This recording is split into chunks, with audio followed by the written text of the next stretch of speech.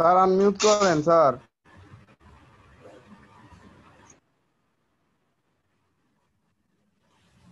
Sir আসসালামু আলাইকুম।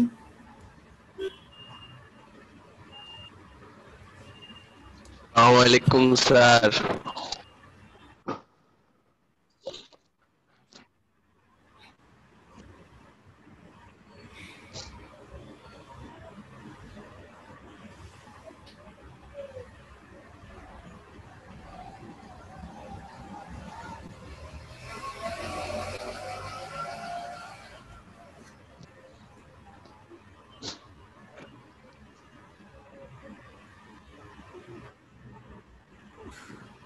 এটা কি স্যার কথা শুনি না তো।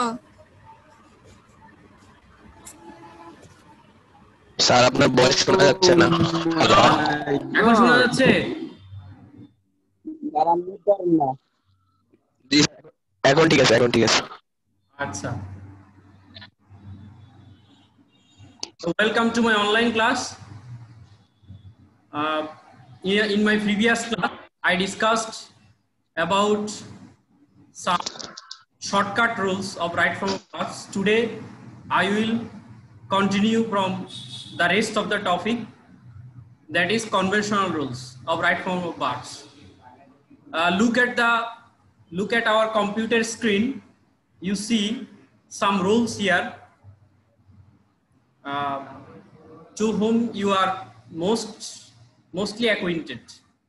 এখানে প্রথমে দেখো, প্রথম রুলটা হচ্ছে যে চিরন্তন বা ভৌগোলিক বৈজ্ঞানিক বিষয় বর্তমান অভ্যাস এগুলো সব সিম্পল প্রেজেন্ট টেন্স হয়। Do you know what is simple present tense? Simple present means present indefinite. এটার আরেকটা নাম হচ্ছে প্রেজেন্ট ইনডেফিনিট। ঠিক আছে? হ্যালো,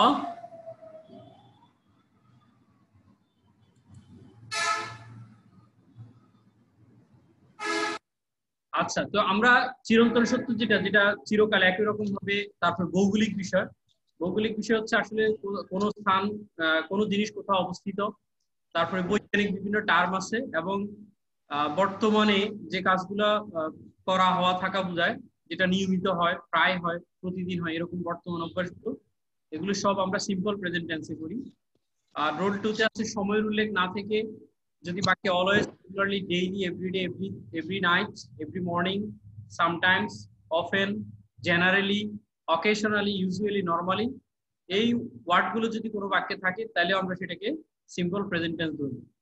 আর সিম্পল প্রেজেন্ট টেন্সে একটা বিষয় খুব ইম্পর্টেন্ট, আমরা জানি এই রোলটা আসলে আমরা ডাউন ক্লাস থেকে পড়ি, কিন্তু এই রোলটাতে আমাদের মিস্টেক বেশি হয়। সেটা হচ্ছে যে এই টেন্সে যদি সাবজেক্ট হি, শি, ইট বা কোনো সিঙ্গেল নেম হয়, সেক্ষেত্রে verb will take S or ES, মানে ভার্বের সাথে এস বা ইয়েস যোগ করতে হবে। এই রোলটা একটা সিম্পল রোল, কিন্তু এটাতে ভুল হয় বেশি আমাদের। তো এই ক্ষেত্রে আমাদের এই রোলটার প্রতি সতর্ক থাকতে হবে। আর থার্ড পারসন সিঙ্গুলার বলতে শুধু ব্যক্তি বুঝায় না, এখানে যে কোনো ঘটনা, তারপরে যে কোনো টার্ম, বিষয় হইতে পারে, যেমন লোডশেডিং, তারপরে ট্রাফিক জ্যাম, এরপরে ডাউরি, ইলিটারেসি, এডুকেশন, এগুলো সব থার্ড পারসন সিঙ্গুলার। এগুলোর ব্যবহার সবচেয়ে বেশি। আমরা যদি একটা প্যারাগ্রাফ লিখতে যাই, তারপরে কোনো কম্পোজিশন লিখতে যাই, সেখানে আমরা দেখি যে এই টপিকগুলোতে যে মেইন সাবজেক্টটা থাকে সেটা থার্ড পারসন সিঙ্গুলারে থাকে এবং এই রোলটাই সবচেয়ে বেশি ব্যবহার হয়।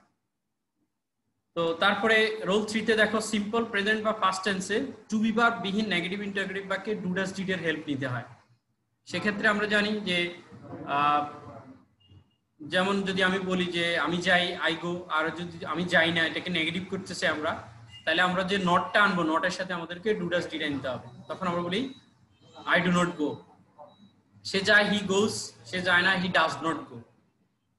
তারপরে তারা গিয়েছিল, দে ওয়েন্ট, তারা যায় নাই, দে ডিড নট গো। এই যে আমরা ডু, ডিড, ডাজ এর হেল্প আনলাম। তো এখানে আরেকটা কথা আছে যে ডু, ডাজ, ডিড এগুলোর পরে কিন্তু মূল ভার্বের বেস ফর্ম হবে, কারণ ডু, ডাজ, ডিড এর পরে অন্য কোনো ফর্ম বসবে না।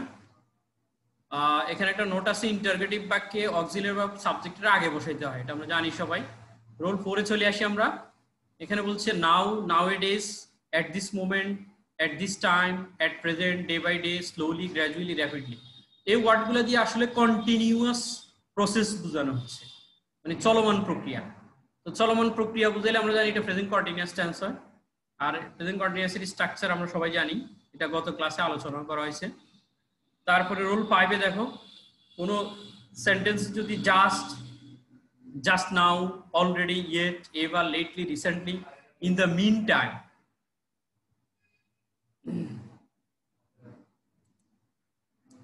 ইন দ্য মিন টাইম, এগুলো যদি উল্লেখ থাকে, এই ওয়ার্ডগুলো দিয়ে আসলে বোঝায়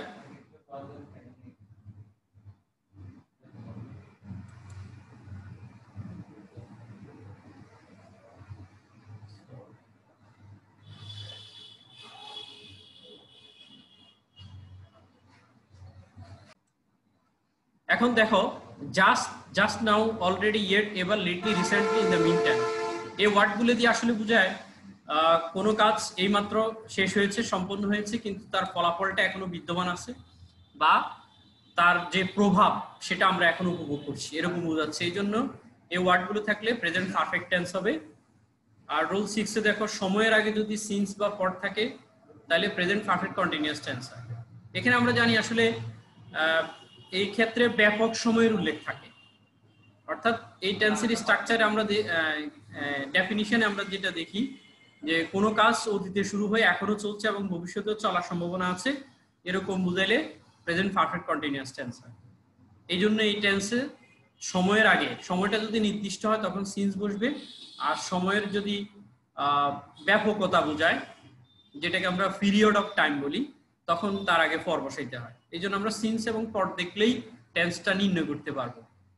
এরপরে রুল 7 এ তোমরা দেখো যে once, one day, one night, one morning, that day, that night, that morning, the other day, yesterday, long since, last night, last week, last month, last year, বা কোনো যদি অতীতের কোনো তারিখ দেয়া থাকে বা অতীত নির্দেশক ওয়ার্ড বা ফ্রেজ দেয়া থাকে, তাহলে এটা সিম্পল পাস্ট টেন্সের হবে, মানে ফার্স্ট ইনডেফিনিট টেন্সের হবে।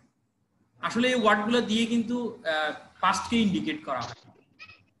তারপরে রোল 8 এ দেখো, হোয়াইল প্লাস বার প্লাস আইএনজি, মানে হোয়াইলের পরে যদি গ্যাপ থাকে সেক্ষেত্রে আমরা বার প্লাস আইএনজি বসাই, আর হোয়াইলের পরে যদি সাবজেক্ট থাকে তাহলে ওয়াজ ওয়ারের পরে বার প্লাস আইএনজি হবে, অর্থাৎ হোয়াইল যুক্ত বাক্যটা পাস্ট কন্টিনিউয়াস টেন্সের হয়। এখানে উদাহরণও দেওয়া আছে, তোমরা দেখতে পাচ্ছ, এখানে ফার্স্ট এক্সাম্পলে দেওয়া আছে হোয়াইল ইট ফুড। এখানে দেখো হোয়াইলের পরপরই একটা ব্র্যাকেট দেওয়া আছে ইটের মধ্যে, এই জন্য এখানে যেহেতু হোয়াইলের পরে বার আছে আইএনজি হবে, হোয়াইল ইটিং ফুড। কিন্তু বি নাম্বার এক্সাম্পলে তোমরা দেখো হোয়াইলের পরে সাবজেক্ট আছে আই, এই জন্য এখানে যেই ভার্বটা দেওয়া আছে ওই ভার্বের সাথে আইএনজি যোগ হবে, প্লাস সাবজেক্টের সাথে ওয়াজ অথবা ওয়্যার বসবে। তো এখানে আই ওয়াজ স্লিপিং হবে।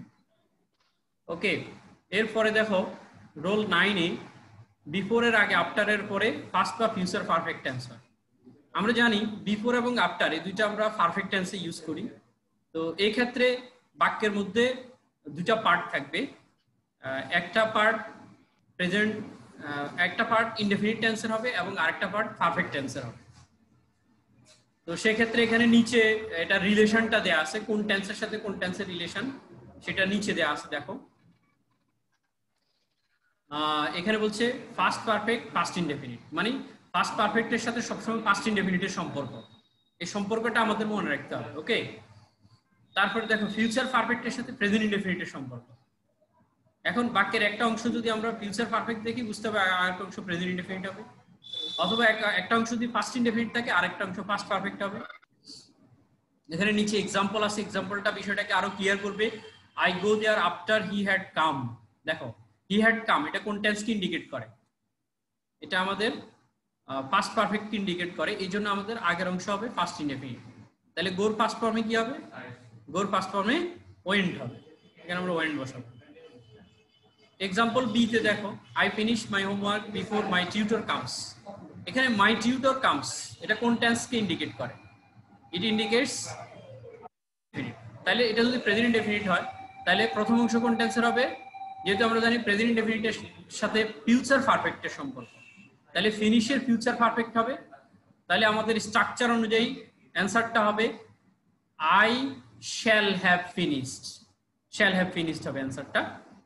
দেন come to the roll number, 10 এখানে বলছে no sooner had dot dot then scarcely had dot dot when hardly had dot dot before or when যুক্ত বাক্যের প্রথম অংশ পাস্ট পারফেক্ট টেন্সের হবে, পরের অংশ পাস্ট ইনডেফিনিট হবে। এক্ষেত্রেও এই রিলেশনটা কিন্তু আগের রোলটাকে ইন্ডিকেট করে, আগের রোলের মতোই রিলেশনটা। এখানে এক্সাম্পল দেয়া আছে দেখো, no sooner had I reached home then the rain started. এখানে প্রথম অংশ আছে ফার্স্ট পারফেক্ট এবং পরের অংশ আছে পাস্ট ইনডেফিনিট। তারপরে রোল নাম্বার 11 দেখো, রোল নাম্বার 11 আমরা কি দেখি, since, as if, as though. Since আসলে যেহেতু অর্থেও ব্যবহার হয়, আবার সিন্সটা থেকে অর্থে ব্যবহার, এখানে কিন্তু সিন্স থেকে অর্থে ব্যবহার হয়েছে। সিন্স যদি থেকে অর্থে ব্যবহার হয়, আর অ্যাজ ইফ, অ্যাজ ডো এই দুটোর অর্থ হচ্ছে যেন।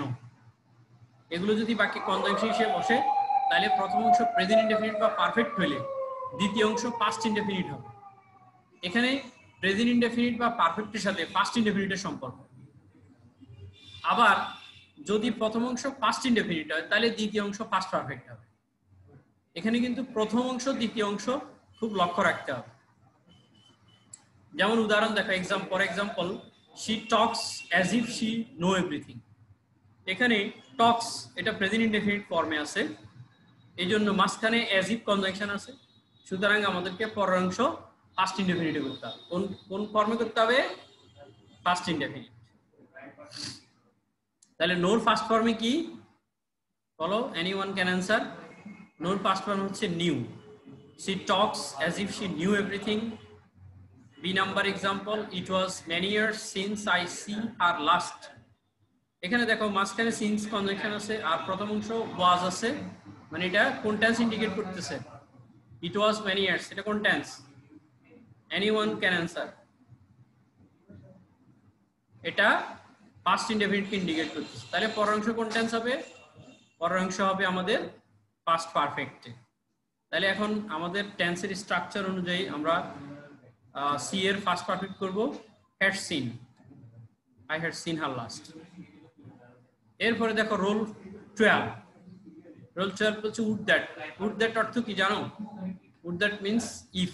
উড দ্যাট মানে যদি।